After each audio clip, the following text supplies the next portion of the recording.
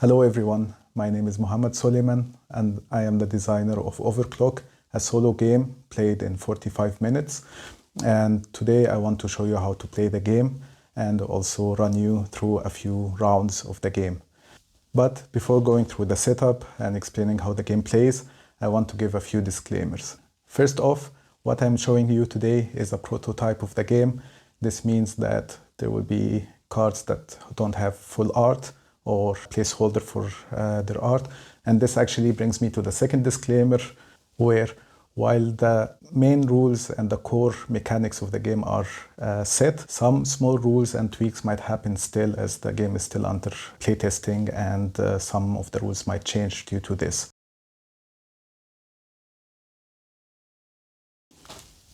Saying that, if you join me in the table, let me show you what are the components and how to play the game. So, Overclock is a cyberpunk-themed game where you act as a ghost trying to rebuild a network which have been destroyed by a mysterious entity called the Kill Code. And it's your job to rebuild them, increase the defenses, and port back against the Kill Code. To do that, you will be building nodes, and you will be expanding the nodes further and further. These cards are double-sided, so they are kind of multi-use cards. The front, as I mentioned, is the nodes that you will be using to build your network, but the backs have programs, upgrades, and Sentinel. While you are building your nodes, you will notice also that the Kill Code will be building its own deleted stack, which contributes to the danger. The Kill Code will get stronger, and it will also make the hostile factions that you are playing against stronger, and their attacks will be more lethal. And that's why during the game you will be moving throughout the network. You will also be triggering the matching connections to be able to fight back the Kill Code and remove these cards from the Kill Code stack back to the network deck so that you can draw them later on. And you will keep doing this for 6 rounds or 6 cycles. And if you survive the 6 cycles, in the end you will score depending on a few different criteria, and based on your score you will see how good you did. Let me first run you through the setup, and after the setup I will start playing the game and I will explain to you as I play. So as you can see here, first we have the ghost.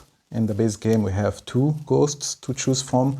I will choose Citadel. He focuses more on defense and trying to build up ice, which is the blue resource, and use it to defend against the faction attacks and also the Kill Code attacks. Also, we have 2 trackers here. One of them is to track the cycles, and also the other one tracks the action points, which you will be using during the action phase, as I will explain in a bit. This is the danger track, and it shows how dangerous or how strong the Kill Code influence is in the network. The 3 resources that we have are RAM, which is represented by the green cube, and this is the main resource that you will be using to build up the network, to be able to move around in the network, and to spend in many other things. Ice is the blue resource, and this is mainly used to defend against the faction attacks. And finally, Keycoin, and Keycoin, you can think of it as a wild resource that you can use in replacement of the other 2 resources. But the unique thing also about this game is that as you keep storing Keycoin, you will unlock abilities of your ghost. So for example, at the 1 Keycoin threshold, you will be unlocking the first ability, where you will find that the ghost will be able to produce 1 ice every production phase, as I will explain the phases in a bit. At 3 Keycoin, you will cancel the ghost's drawback. Each ghost has their own drawback. It's basically a limitation that they have in the beginning of the game, reflecting also how severe the situation is and how they need some time to adapt to it. So for the ghost, the purging action, which is fighting back against the Kill Code, is a little bit weakened in the beginning of the game, but once you reach 3 Keycoin threshold, then you cancel this drawback. You don't have it anymore. And there is one final ability also, but I will explain it later on if we get to this point. And you will also notice here that each ghost have their own game end scoring condition. To know how many resources you will have, you need to consult the difficulty chart Today I will show you, I just want to show you the game and to give you an impression how it plays, to also give you a chance to see if this is the game for you or not. And that's why I will play in the standard difficulty, which means I will start with 2 eyes and 1 key coin. You don't start with any RAM. However, as you will see in a minute, the game begins with a production phase where you will produce RAM anyway. The next step is to take the node cards, and as I mentioned, one side is the nodes, the other side are different items such as programs, sentinel and upgrades, and you will give it a good shuffle and draw 4 cards. These 4 cards are your starting hand basically. After that, you will take the rest of the nodes and divide them into 4 stacks.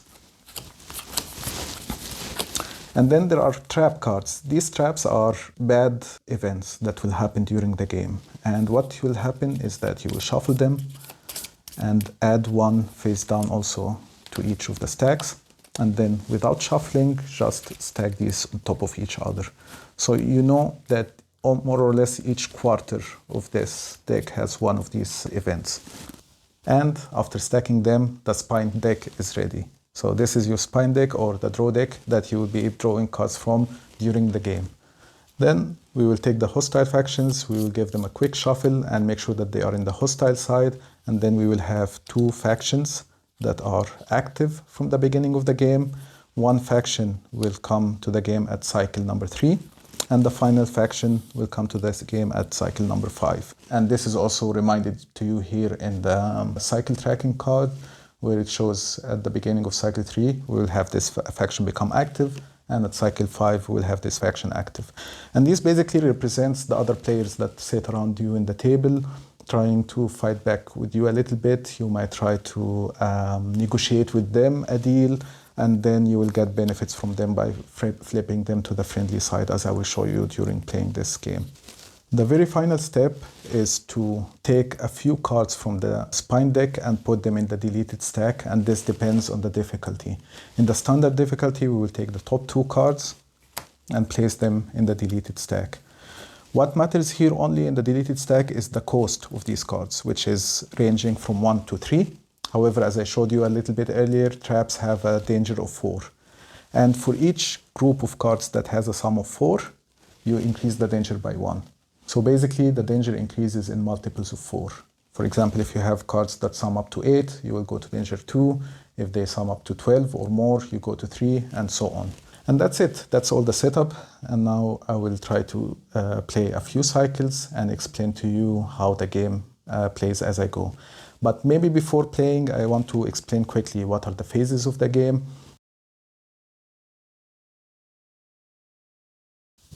Each cycle in Overclock has 5 phases. The first phase is production phase. And there you will have a look at your network. And let's say, for example, in a later stage, you have another node like this. And you will collect RAM based on each node's production. For example, this node produces 4, this node produces 1, then you will produce 5. Sometimes ghosts have abilities that trigger in the production phase. For example, Citadel here produces 1 ice in each production phase. And this ability is only active, as I mentioned, when we have 1 key coin or more. And then you will look at any node that has a production phase trigger, such as this ghost protocol. It says you may spend 2 ice to get 1 key coin. So you can do this if you want at this point. And finally, some of the friendly factions will sometimes give you something in the production phase, and then their tension or how close they are to betray you will increase at this point. You will check some of the triggers that happens during the production phase, and you might increase the tension based on that. But now we only have hostile factions. We also don't have this node. It goes back to my hand, which means that we go back to where we were, and we only have 2 things that happen. The first thing is that we produce 4 RAM, and we produce 1 ice from our ghost ability. And that's the production phase. The second phase is the actions phase. And this is where you do 3 main actions and possibly as many free actions as you want. The next phase would be a factions phase, and this is where we will roll a die for each of the factions to see what its behavior will be. If you roll 1 to 3, we will trigger the first behavior, 4 to 5 will trigger the second one, and 6 will trigger the last one. And the fourth phase is the kill code phase, and this is when the kill code will delete more cards, and the number of cards deleted depends on the current cycle number. So in cycle 1, we delete 2 cards, cycles 2, 3, and 4, we will delete 3 cards, and in cycle 5, we will delete 4 from the top of the deck. And the final phase is kind of a cleanup phase, where we will move the cycle token to the next spot. And if we go to cycle 3 or cycle 5, as I mentioned, we will untap one of the factions to show that they are active now. And then we will reset the action point tracker from 3 or 4, depending on if we have extra action points in that cycle or not. Then we will start the next cycle. So right now we are in cycle 1, we did the production already, and now we do the actions. So let me run you through the first action that you can do during your turn. And this is a deploy action. So if you want to deploy a node, you will take this action. And before going through more details, let me run through what is in the nodes. Some nodes are vertical, like this wormhole. Others are horizontal, like the ghost protocol. As I mentioned, each of the nodes has a cost, which comes into play when they are deleted, but also when you try to draw more cards from the spine deck. And I will explain how to draw more cards in a bit. Each node also has kind of an inherent defense value. So for example, these two nodes have a defense of 2 each. However, our starting node doesn't have a defense value because it's indestructible. So this node cannot be destroyed, as mentioned here. And this also means that it can never be targeted by any of the factions. And then each node also has an ongoing ability or an ability that triggers in a specific phase. For example, this one triggers in the production phase, as I explained earlier. This one has an ongoing ability which affects another action called the scan action. I will explain that scan action in a bit. Then nodes have RAM production, as I mentioned. This node produces 1 RAM. This node produces -1 RAM, so you have to pay 1 RAM during the production actually if you deploy this node. But its strong ability compensates that. And the very final thing is that nodes have interfaces. There are interfaces of 4 colors, like this Ghost protocol has all the 4 variants.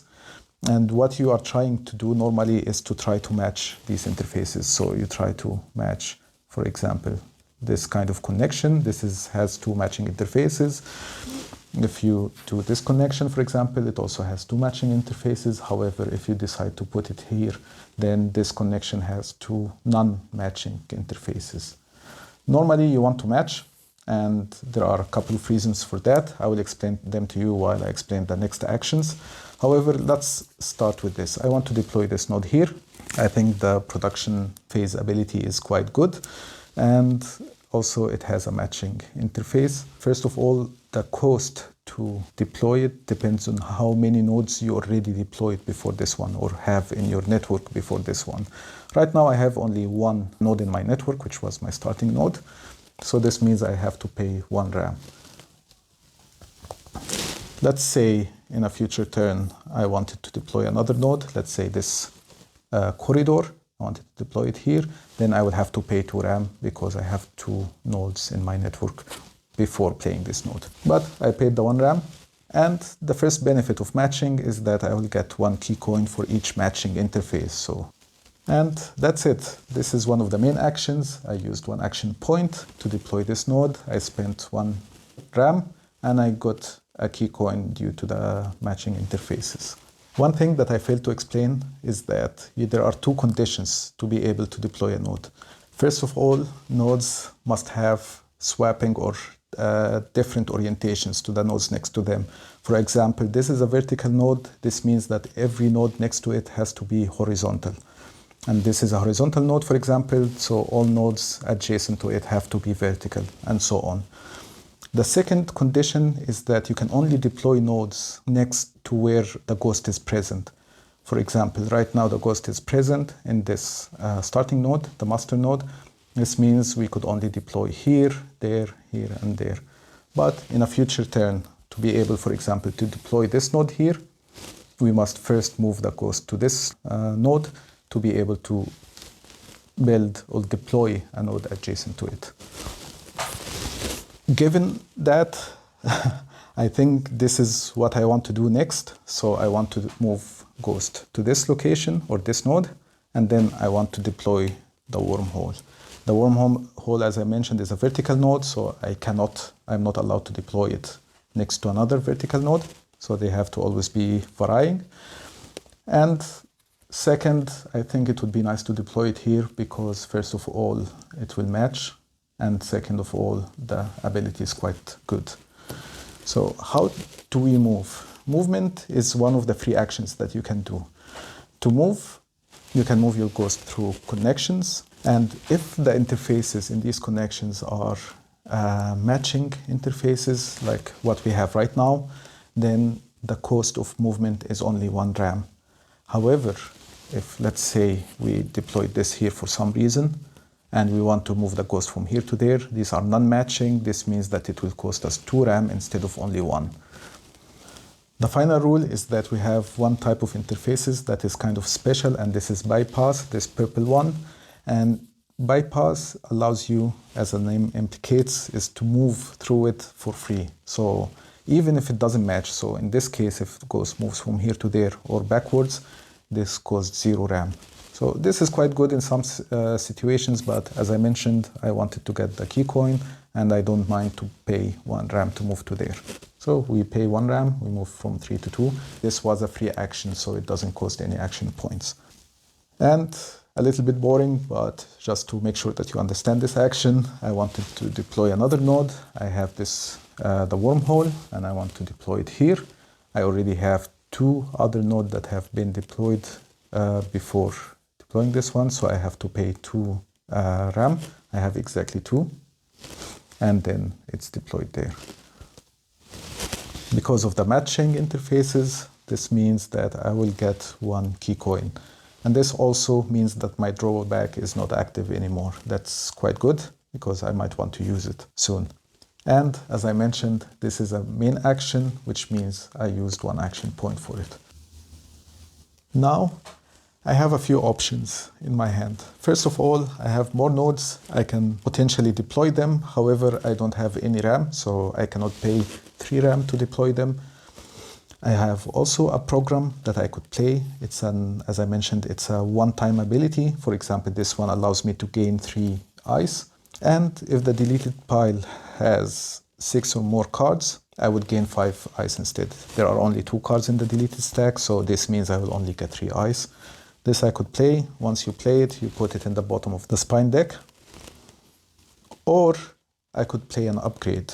Upgrades are permanent. They cost key coin. 1 key coin in this case, and they give some victory points in the end of the game. And these are ongoing effects. For example, this one says during a scan action, if I would fail, I may pay 3 ice to succeed instead. And maybe I will do the scan action instead of upgrading and instead of playing the program for now. And scanning is the best way to draw more cards to your hand. And this is kind of a push your luck mechanic where you first of all you commit to how many cards you want to draw, 1, 2 or 3, and based on the costs of these cards, let's say I want to commit to 2 cards, so I will see what is the cost of these cards. This one is 1.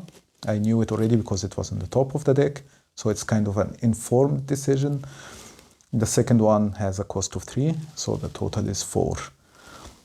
And then I roll a 6-sided die, and based on the result, if it's equal to 4 or more, I succeed and I get these cards to my hand. If I fail, let's say if I roll the 2, then both of these cards will go to the deleted stack. I take back my action point. So I don't waste the action point, but of course, these cards go to the deleted stack, which is not great. However, I deployed the wormhole, and this says during a scan action, if you would fail, you may discard 1 card from your hand to succeed instead.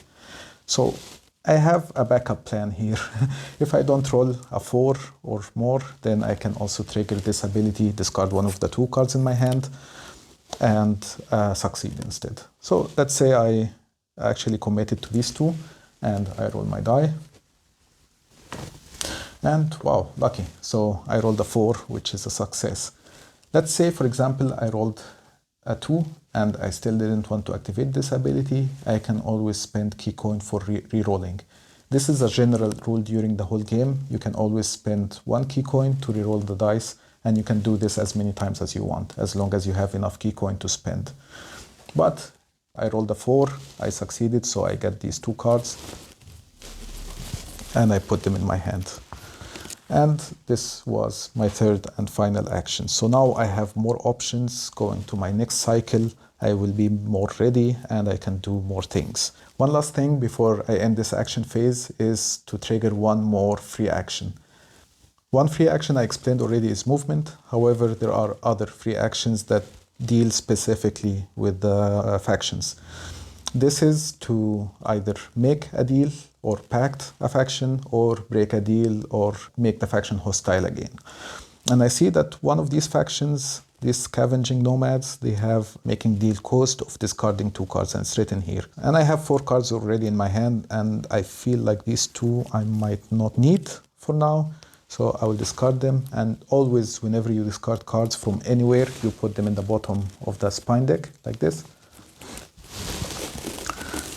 And because I discarded 2 cards, now I made a deal with this faction, which means I send it from hostile to friendly. I put the tension marker at 0, and this tension marker will increase if I have a lot of key coin, or during the production phase in general, I either spend 1 RAM as a payment to this faction to keep them happy, or I increase the tension marker. This faction provides a really nice ongoing ability. One of the actions that I didn't explain yet is to execute a program, which is this one-time ability. Whenever you execute a program, you draw a card from the top of the spine deck.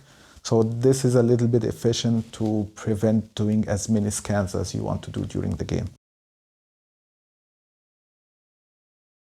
This concludes the action phase of the first cycle. So let's go through the factions phase now. And luckily, because I acted or made a deal with this faction, this is the only faction that will activate right now. So I take die, I roll it, and I roll a 6. That's actually not the best result. So now I have a decision. Either I spend 1 key coin to reroll or just accept this die roll. And I think this time it's worth it to spend actually 1 key coin and reroll. And that's a little bit better. So, and it's also a good chance to explain to you how attacking happens. So for a 4 to 5, the hostile acquisition behavior triggers. This is an attack. So first of all, we need to decide which node does this faction want to attack. And here it says attack the node that produces the most RAM. Of course, as I mentioned, our starting node doesn't count. So we check these 2 other nodes. One of them is producing +1, the other one is producing -1. So obviously this one wins. However, let's say in a situation where there are multiple nodes that apply for this condition, then we have a tiebreaker here. For this specific faction, the tiebreaker is row by row, from left to right, from top to bottom. So we'll go like this, and then this, and so on. So the first node that we hit that applies, we will break the tie for that node basically. But here we know already that this faction wants to attack the Ghost Protocol. Next step is to determine the strength of the attack. And this is where the kill code stack comes into play. And as the danger level increases, these factions will attack stronger, as I mentioned. Right now, the danger level is 1 because we have deleted cards that have a total cost of 4. And it says that the attack strength is equal to the danger level +3. So it's 1 + 3, giving a total of 4. So what we want to have is to have a defense value that is equal to the attack or more. As it is, our defense is 2, which is the printed defense. Ghost himself provides for his presence +1 defense. So right now the total defense is 3. And the final thing is that you can optionally spend as much ice, which is kind of a temporary increase in defense. So let's say I spend 1 ice. This gives +1 to this node. So right now the node has 2, +1 from the ghost, +1 from the ice that I spent, totaling 4, which is equal to this attack. And this means that I thwarted this attack and nothing happened. Some cases, let's say I didn't have ice to spend at all, and this attack happened still. The attack was 4, the defense is 3, so attack is more than defense, meaning that this attack succeeded. In that case, this node would be destroyed. It will go to the deleted stack, and if Ghost was on it, he will go back to the starting node. Any nodes that are not connected back to the starting node using certain path will stay there, but they will not be active. This means that they will not produce, their abilities are also not available until at some point where I build a node to be able to connect to them again, and then they will become active again. Luckily, this was not the case. So the Ghost was here, and I could defend against this attack. And if there were more hostile factions, we would go and do the exact same thing again. However, this was the only faction, and this ends the faction phase. The kill code phase is very simple. We will check how many cards the kill code should delete this cycle. Here it's 2, so we will delete the top 2 cards. 1, 2. And here we see that we reveal the trap. Traps have some event that happens once they go into the deleted stack. For example, this one, if added to the deleted stack, pay up to 5 defense. So whenever I have to pay something, I pay up to that value. I pay as much as I can. So I have 2 defense or 2 ice. I pay 2 of these 2. So now I have 0 ice. And it's also worth mentioning that while I can purge and discard cards from the deleted stack to make the kill code weaker again, I can never remove traps. So traps, once they go to the deleted stack, they stay there until the end of the game. And this is also reminded to us by this text. It says that this card cannot be removed from the deleted stack by any actions or abilities. And also I like to remind myself by putting it in the end, so that I don't by mistake remove it. And whenever cards are added or removed from the deleted stack, you always update the danger level. So right now we have 3, 5, 6, 7, plus 4 is 11. So that's 2 danger, and we are 1 cost away from going to 3 danger. So maybe we want to do something about this. Finally, as I mentioned, we go to the cleanup phase where we move the cycles 1 step forward and we reset the action point tracker.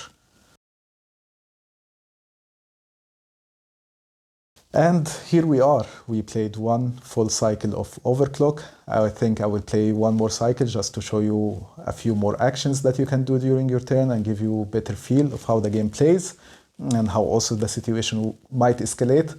And then I will stop and I will try to cover everything that I didn't explain during this playthrough. So we start the next cycle by producing. So now we have more things to produce. First of all, we have the RAM that we can produce is 4 plus 1 minus 1. So only 4, that's not much. And then we can produce ice from Citadel's ability here. Again, because we have 2 key coins, so this first ability is active. And finally, we can check and find that this one has a production phase. It says we may pay 2 ice to gain 1 key coin. However, as you notice, the trap made us pay all the ice, so unfortunately we cannot activate this ability. It would have been nice to go to 3 key coin, but it's how it is. And finally, we check our production phase triggers from our friendly factions. Here we have this faction says in the production phase, if we have 3 or more key coin, we have only 2, we would roll a die, and at 1 or 2, 4, we would not increase the tension.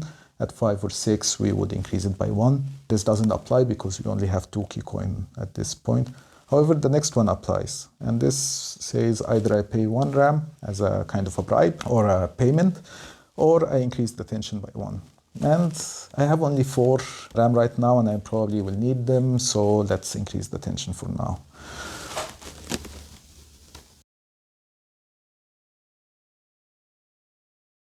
And that's it for the production. So let's go to the actions phase. As I mentioned, we have 3 main actions to do, and I will try to cover the actions that I didn't explain yet. This will happen in actions 2 and 3, but for action 1, I will do something that I did before, and I will scan. I don't really love the cards that I have in my hand right now, and I want to see more options. So I will spend 1 action point, and I will say, let's commit to 2 cards, for example. So we reveal the top 2 cards. So 1 and 1. We want to roll a 2 or more, and we roll a 5. That's great, so we succeed. And we take these 2 cards to our hand. Then for my second action, I think I will execute a program. However, before I do that, I want to move my ghost. And again, I will move him from this node to that node, which have matching interfaces. So going through this connection cost only 1 RAM. And why I moved is because I wanted to play this program. This program says that I can deploy a node from my hand for free, so I don't have to pay the RAM cost. And if the deployed node has 2 or more matching interfaces, I gain 1 extra action point. It's worth noting also that if I trigger multiple abilities that give me extra action points, I can always have up to 1 extra action point. So I can have a total of 4 maximum action points every cycle, regardless of how many abilities would trigger like this one. But for now, I don't have a node that would satisfy this because I have the corridor here. The corridor matches only 1 connection, but the other connection doesn't match. I don't have to pay the 3 RAM because I played it with this program. And I still gain the key coin reward. So this means that I will gain 1 key coin because one of these interfaces is matching, the other ones are not. So I get 1 key coin and I go to 3. After playing a program, normally this would be it, and I would put it in the bottom of the spine deck. However, because this friendly faction says when performing an execute action, which I just did, I draw a card, so I get the top card back to my hand. And for the final action in this cycle, I think I want to show you how to do a purge action. And to do this, I need to move to this node, I think. The good news here is that moving through bypass interfaces is for free, so I don't need to pay RAM to go there. The same is here as well. However, I want to stay there for now. And purging is the best way, as I mentioned, to remove cards from the kill code deleted stack, discarding them to the spine deck. And to do the purge action, what you do is you count a route or a path through nodes that have all matching interfaces, and starting from where the ghost is. That's why I wanted to move him. So right now the ghost is here. The path has a route of 1, 2, 3.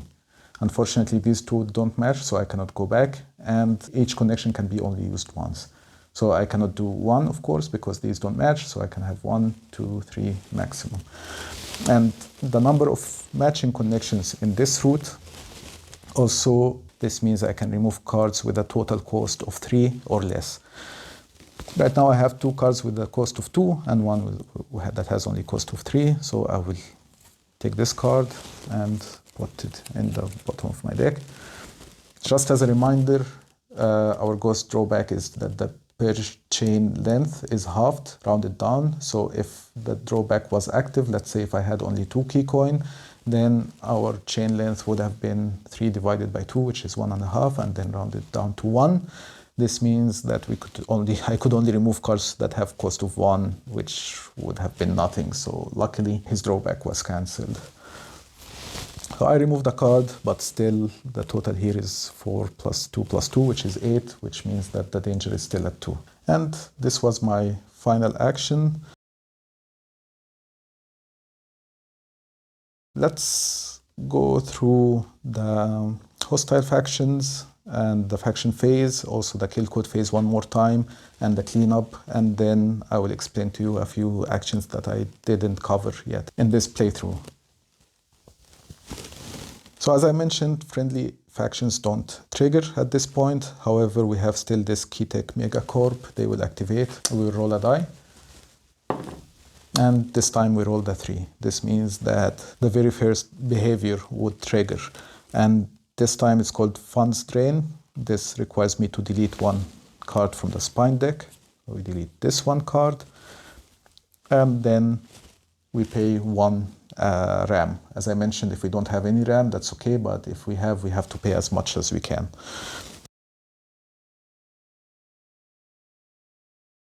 Then the kill code phase will start, where we will delete cards. This time, because it's cycle number 2, we delete 3. So 1, 2, and 3.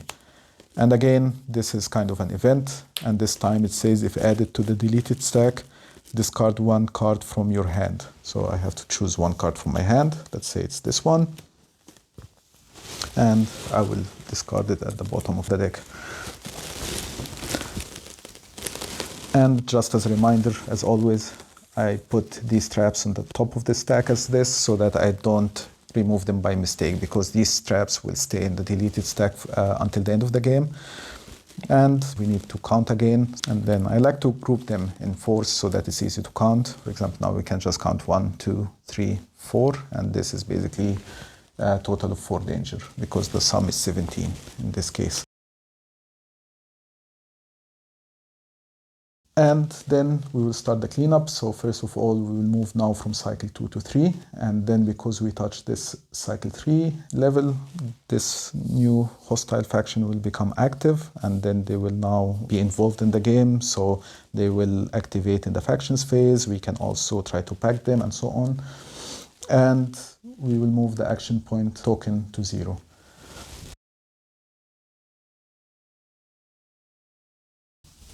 And that's it. As I mentioned, we keep playing for 4 more cycles, and we try to control this situation. We try to handle all the factions as more and more hostile factions will appear. It's also worth mentioning that you can have a maximum of 2 friendly factions at any point of time. There is actually only one main action that I didn't explain yet, and this is installing an upgrade. So let's say we had this upgrade in our hand, and this upgrade mentions that ghost movements cost 1 RAM less. So basically it gives a discount of 1 RAM for all the movements of the ghost. This is a nice upgrade. It costs 1 key coin. So to install it, we can tuck it below the ghost like this. We spend 1 key coin, and you can see that this specific ghost citadel has only 2 slots. He can have up to 2 upgrades, and these upgrades have upkeep that I have to pay every production phase. The first upgrade costs 1 RAM for upkeep, and the second upgrade costs 2 RAM. So if you have both slots filled with upgrades, you will have to pay 3 RAM in total. Upgrades provide also victory points at the end of the game. This is a prototype, so it doesn't have it printed, but normally they will be printed like you see here. And this specific upgrade provides 2 victory points at the end of the game.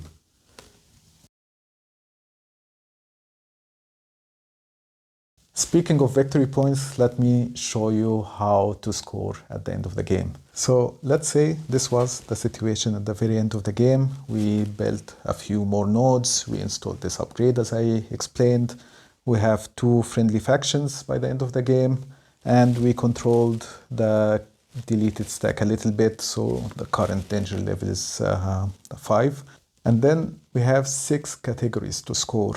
And I will run you through them one by one. One thing you can do is to use, for example, the AP tracker to track the victory points as you summon them up on the resource tracker here. So the first thing to score is to see how big you made your network. And this is done by counting all the nodes except the starting node. So 1, 2, 3, 4, 5, 6. This means I get 6 victory points for deploying 6 nodes. Then you will see how effective your network is by checking the biggest cluster of the same type. One thing that I didn't mention is that each node has a type that matches kind of the 4 different interfaces. And the type is also shown in the background of the title and in the corner here in the small sign. And always the type matches also the north or the top interface. And we will try to find the biggest cluster of the same type. So here we have these 3 purples that are clustered to each other, so are vertically or horizontally attached to each other. We have these 2 greens, we have 1 orange here and 1 blue. So the biggest cluster is these 3 purple nodes. And we will get 1 victory points for each node in the biggest cluster. In this case, we'll get 1, 2, and 3 points. So going from 6 to 9. The next is we will see how good we did with diplomacy and with pacting with factions. Each friendly faction gives 2 victory points at the end of the game. We had 2 friendly factions, which is the maximum. This means that we can get 4 victory points. So we go from 9 to 13. Next, as I mentioned, the upgrades that are attached to the Ghost, they provide victory points. This specific upgrade provides 2 points, so going up from 13 to 15. Then I hinted that each Ghost have their own in-game scoring condition. For our Ghost, he wants nodes that have a defense or printed defense of 4 or more, including bonuses. For example, some nodes have extra defense if some conditions happens, like this the admin tower, it gets +1 defense for each of its blue interfaces that is connected to neighboring nodes. So right now it's 5 + 1, which is 6. And the total for us, actually, we did well in this. We have 1, 2, 3 nodes. So each of these nodes will give us 2 victory points, totaling in 6. So going from 15 to 21. And the final victory point score is actually a negative victory points, unfortunately. And this is related to the kill code deleted stack. And basically, we get negative victory points depending on our danger level. So we have 5 danger, which means we get -5 victory points. So going back from 21 to 16. This is just an example scoring, just to give you an idea what you would score for during the game and what you can focus on. But I hope that this gave you a nice impression of the game and also gave you an idea whether you want to back it or not. I didn't mention this yet, but Overclock is coming to GameFound soon, and it would be great if you can follow it and also support the project by backing if you like the game. So many thanks for sticking around until the end of the video. I hope you liked what you saw, and until the next time, see you, bye.